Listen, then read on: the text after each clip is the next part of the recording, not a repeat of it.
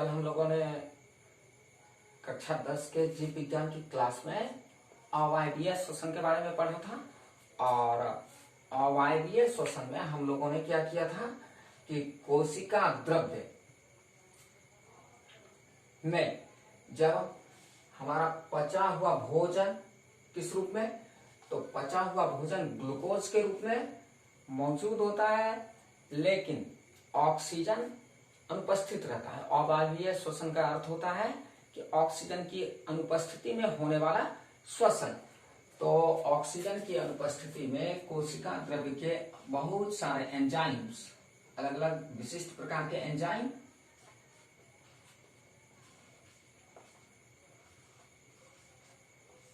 उत्प्रेरक का कार्य करके क्या करते हैं, ग्लूकोज को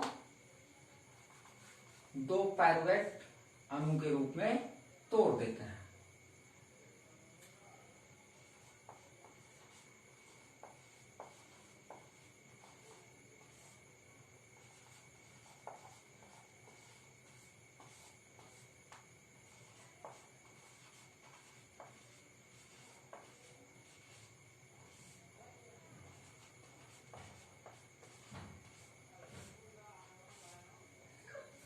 और पायरुवेट अणु का अनुसूत्र होता है C3H3O3।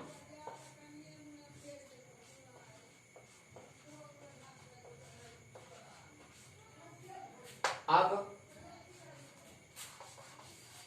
अवायवीय श्वसन के अंतर्गत क्या होता है कि जब ग्लूकोज के एक अणु टूट करके पायरुवेट के 2 अणु में रूपांतरित हो जाते हैं, तो इसके बाद पायरुवेट का क्या होता है, ऑक्सीजन की अपर्याप्त आपूर्ति में कि अब ये पायरुवेट कहाँ है, हमारा कोशिका के अंदर मौजूद है। दोनों पायरुवेट अणु ये दोनों पायरुवेट अणु कहाँ मौजूद है, कोशिका के अंदर।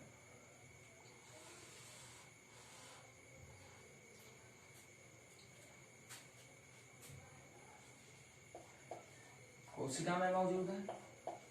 अब कोशिका में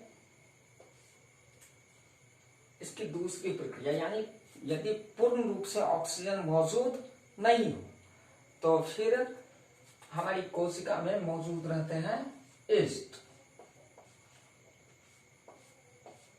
और ईस्ट क्या करता है, ईस्ट जिसे अपना लोग क्या बोल देते हैं, एक कोशिकीय फंगस या कवक, एक कोशिकीय कवक। और कवक को ही अंग्रेजी में हम लोग फंगस कहते हैं, या ईस्ट को हम लोग खमीर भी कहते हैं। अब ये खमीर क्या करता है, पायरुवेट अणु का किण्वन करता है, फर्मेंटेशन की क्रिया करता है। पायरुवेट अणु के किण्वन की क्रिया संपादित होती है किसके द्वारा, किण्वन की क्रिया के द्वारा।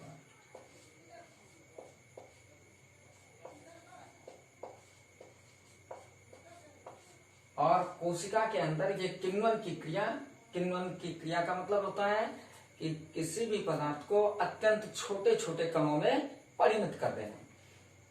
तो ये किण्वन की प्रक्रिया संपादित होती है कब, किसके द्वारा, तो ईस्ट के द्वारा। अब ये ईस्ट पायरुवेट अणु को तोड़ करके किस किस पदार्थ का निर्माण करता है, तो पायरुवेट अणु को तोड़ करके रूपांतरित कर दिया जाता है किसमें, एथेनॉल।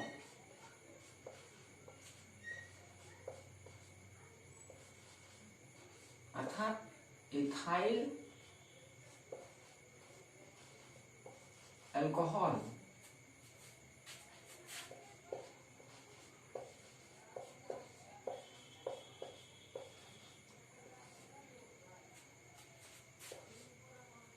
एथेनॉल का अनुसूत्र या इथाइल अल्कोहल का अनुसूत्र हो जाता है C2H5OH। तो एथेनॉल में परिवर्तित किया गया। और दूसरा पदार्थ किसमें परिवर्तित किया जाता है, तो CO कार्बन डाइऑक्साइड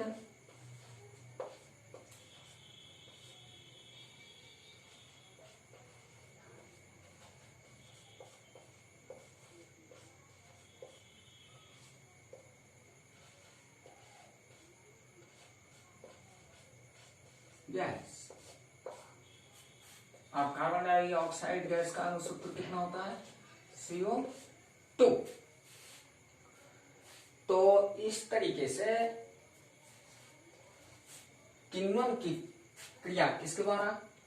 अवायवीय श्वसन हो रहा है। अवायवीय श्वसन की प्रक्रिया में जब हमारी कोशिका में ग्लूकोज के अणु कोशिका द्रव्य में ग्लूकोज के अणु रक्त संचार के द्वारा पहुंच जाता है, तो रक्त संचार के द्वारा पहुंचने के बाद हमारे कोशिका द्रव्य में अलग अलग प्रकार के विशिष्ट प्रकार के एंजाइम्स मौजूद रहते हैं। वो एंजाइम्स ग्लूकोज के अणु को तोड़ करके पायरुवेट के अणु में दो पायरुवेट के अणु के रूप में रूपांतरित कर देते हैं। अब ये पायरुवेट अणु पर यदि कोशिका में ऑक्सीजन की अब भी अनुपस्थिति है, ऑक्सीजन अनुपस्थित,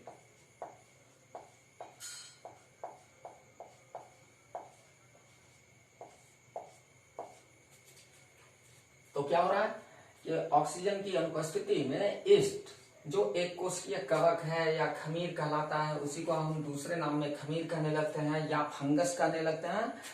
तो ईस्ट क्या करता है? किण्वन की क्रिया शुरू करता है। किण्वन का मतलब यानी किसी भी पदार्थ के बड़े अणु को छोटे छोटे अणु में परिवर्तित कर देना। तो अब ये ईस्ट पायरुवेट के एक अणु को किण्वित करके क्या क्या बनाता है? Carbon dioxide gas, CO2 gas और एथेनॉल, इथाइल अल्कोहल। तो ये हमारी पहली प्रक्रिया थी कि जब हमारे अवायवीय श्वसन में ग्लूकोज टूट गए पायरुवेट के दो अणु में परिवर्तित हुआ, तो यदि तब भी ऑक्सीजन की मौजूदगी नहीं रही, तो ऑक्सीजन की पायरुवेट अणु के साथ तीन स्थितियां होती है। तो जिसमें पहली स्थिति कि ऑक्सीजन मौजूद नहीं, तो ऑक्सीजन के मौजूद नहीं रहने पर ईस्ट क्या करता है? पायरुवेट अणु का किण्वन करके उसे एथेनॉल और कार्बन डाइऑक्साइड गैस में रूपांतरित कर देता है।